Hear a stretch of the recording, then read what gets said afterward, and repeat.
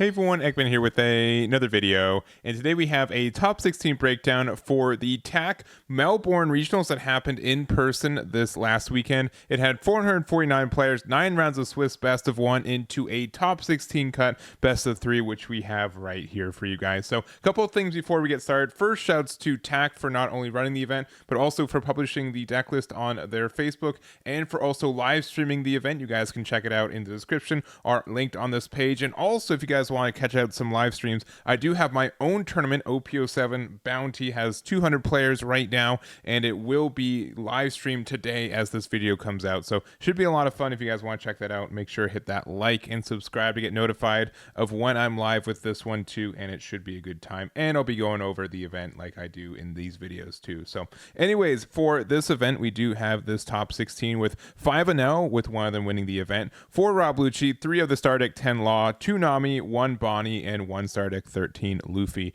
And honestly, I really think like this meta is a little bit more diverse, and it does have like 5 really good leaders, with those leaders being Enel, Lucci, Law, Luffy, and the Bonney. So all of them did get into the top 16 for this one. Obviously not in the same ratios, with also like Enel, Lucci, and Red Purple Law taking 75%. And if I was to say a top 3, it would probably be the accumulation of those 3 there. And we also do have the Nami, which I think Nami's is probably like legitimately like the 6th best leader in this game.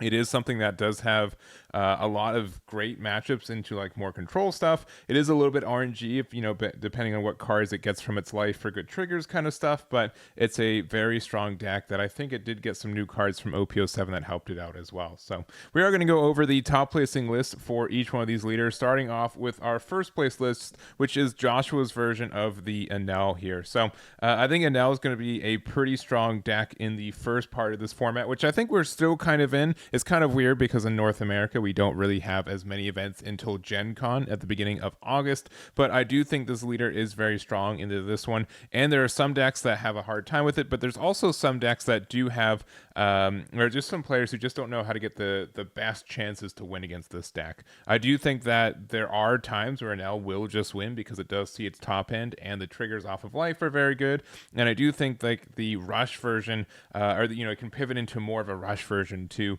I've been seeing a lot of people playing this 7-cost Enel because it is a little bit tricky for Lucci to remove it, and it does get some good pressure against some of those kind of lower health decks as well, which I think are running around. But then obviously we do have our top end of 4 Katakuri, 4 Yamato, and 4 copies of our Ace, and then a good amount of triggers. We have 4 copies of Onami, which I think is just better as like the trigger part of it. Like the banish part of it's not as impactful as it would be in like a lot of other matchups, or like other leaders like Yamato, but just the fact that it's a flexible card in the deck I think is good.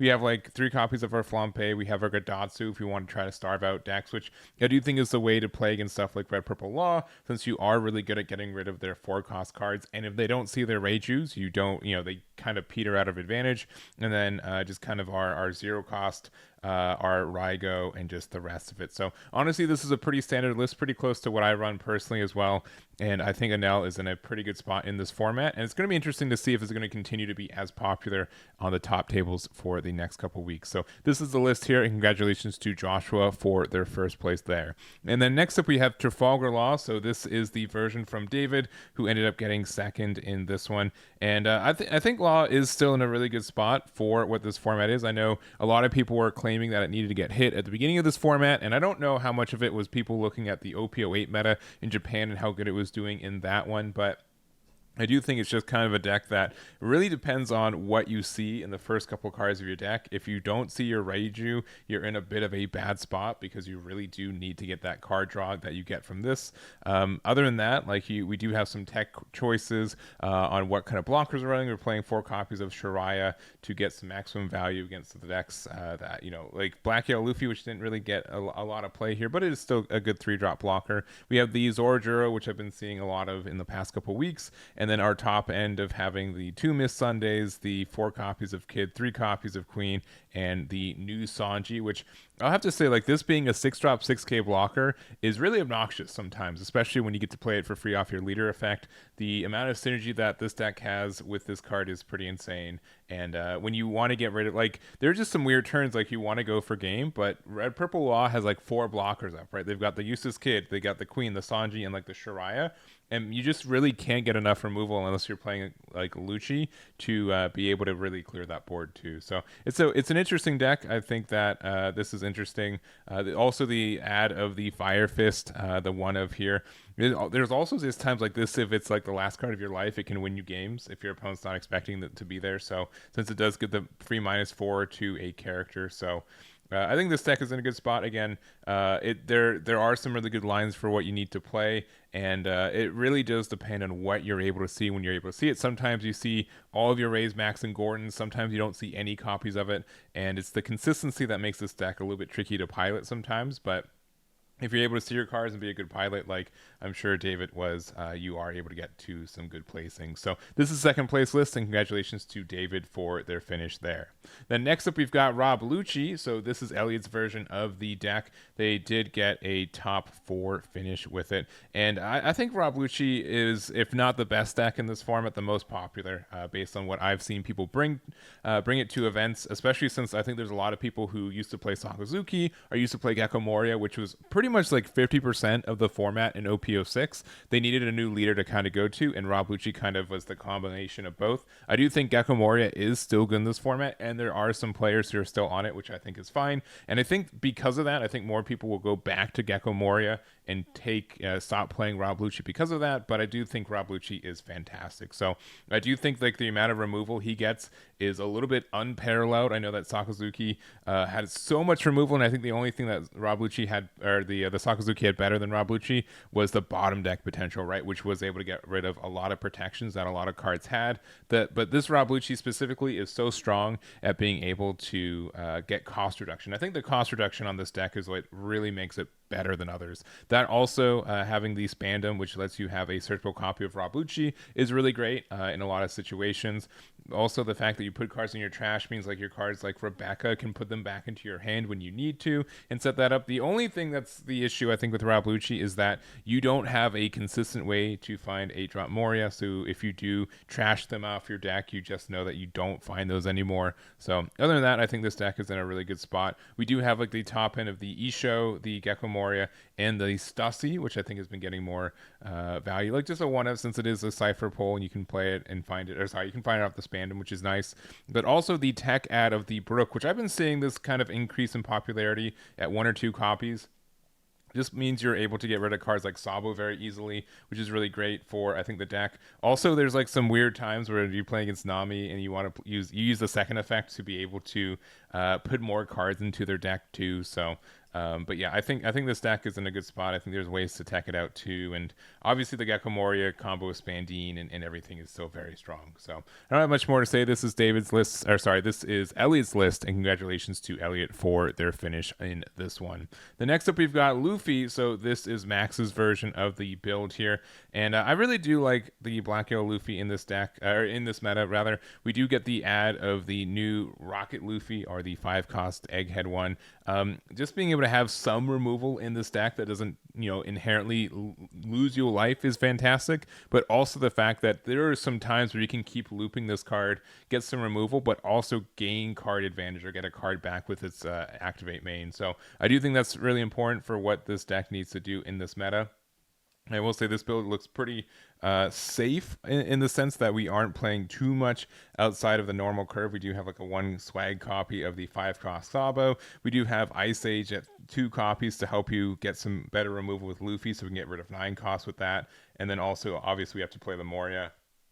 I do think like this deck is really dependent on Moria being around and recycling your 2 costs to be able to get their effects again and set them up, but that's kind of it. So honestly, like a very standard list. I'd say like this is what like a beginner list would be, in the sense of if you get 2 copies of Stardeck 13, you add your Moria and then the Luffy from set 7, you're good to go. And I think that's pretty much fine. I think that's what the minimum of what the deck needs to do, and that just means that you're a really good pilot if you're able to maneuver this through the course of the weekend. So anyways, this is Max's list, and congratulations to their finish there. Then next up we've got Bonney, which is run by Johan on their version here. And Bonney is definitely a deck that I really want to like, and I've had a lot of issues feeling like I'm playing it 100% correctly. And I think that's both a challenge, but also potentially an issue with the deck, where you can make the right decisions, or you have to do like specific plays or play around certain things. And it's really, really tricky. And I think the line for Bonney to win a lot of the time is very, very thin because of it too. So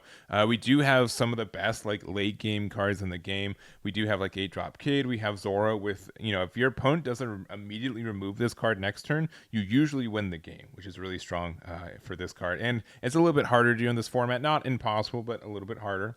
We do also have 10-drop Dofi, which is great at stunning turns, which sometimes you just need another turn, which, if you play a 10-drop 10k, you get some additional power on the next one. And then also like our new Supernova package, including cards like Basil Hawkins, which this card I think is a menace in a lot of matchups, especially against like Rob Lucci.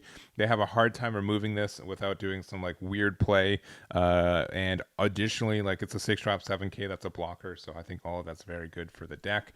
And then we also have stuff like our Cavendish, which we've been talking about, and we are running like the baby 5 like Don Quixote do Flamingo package for it too. So I think Bonney's in a good spot. It is a very tricky deck to pilot. I think at times they're very specific on what you have to do and what you prioritize. So I think like on the surface it looks like just a really obnoxious leader that gets out of an attack for 1 Dawn every turn. But when you play it more and you realize the complexity of it, you can realize just how thin those margins can be at times too. So this is the build from Johan, and congratulations to their finish there. And then wrap it up, we do have 2 Namis who got into the top 16. We have Hoan's version and also Jacob's version. Jacob's version I think is the newer standard of the deck, where we are playing like the Amazon package, including like the Elder here, being able to get the like the card search. We do also have the Margarete, which a blocker that also draws a card is kind of like the same thing as like the love beam, right? Being able to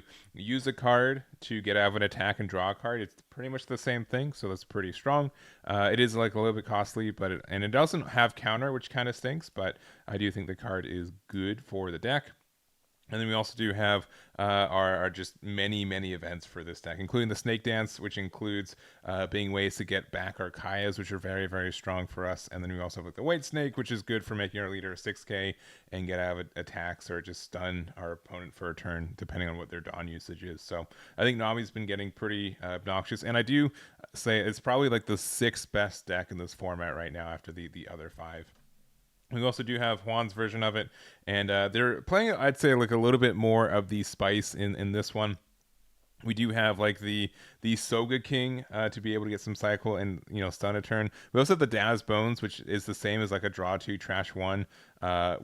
Interesting choice on this one, and maybe like being able to use it and then like remove cards on your opponent's turn next turn could be good for you as well. It is a Brokes work, but I don't think that's too important. We do have like the Mr. Hanger, being able to spend 2 to cycle a card, which sometimes is good enough, especially I guess when you have the Snake Dance to bounce it back. It's not too bad, and Archaeas and just the rest of it. So this one's I think is a little bit greedier. I don't know, like you're interacting with your opponent I think a little bit more. We are placing also the Raging Tiger, which is a interesting card for this one, but I can see like being able to spend 7 to get rid of 2 cards in your opponent's board if they are trying to tempo out can really stop them from being very aggressive on you too. And obviously the trigger off of life can be very good as well. So in a more I'd say variety build for Juan, and congratulations to their top there as well. So that's going to be it for this video. Again, if you guys want any of the deck lists, they are on my website, Eggman Events. And thanks again to TAC for hosting the event and publishing the deck list and streaming it as well. So that's going to be it for me. Thank you guys so much for watching, and I'll catch you all next time. Damn it.